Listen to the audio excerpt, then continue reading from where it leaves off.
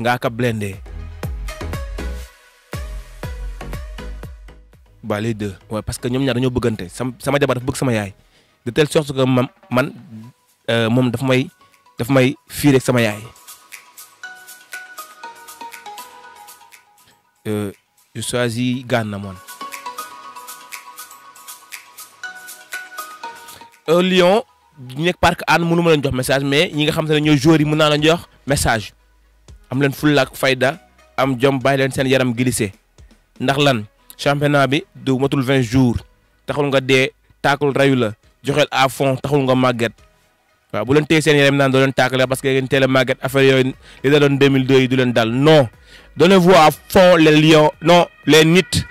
yéen joueurs yi joxe leen à fond c'est tout. Balla jëg roage teg gën gi tos tos nag kese kon Balla mooy sama lépp mu ko bëgg wallaay ba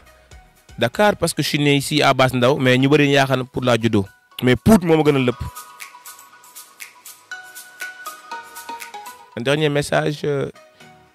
nañu bàyyi acteurs yi wala musiciens yi wala yi nga xamante ne ñooy nekk ci public bi nañu bàyyi di jël ay wax di ko wax ci télé bi te gëmuñu ko pour gars yi di ko TikTok wala ñu koy dugal statut nañu bàyyi buzz boobu nit da ngay dëggu acteurs yi wala musiciens yi li seen xol yi yooyu seen message yooyu ngeen di jàllale te du dëgg ngeen ko arrêté loolu da ngeen koy jox ñi nga xamante ne ñooy non-seulement yi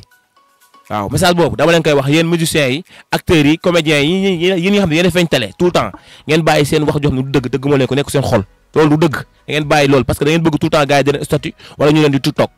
message baa ngoog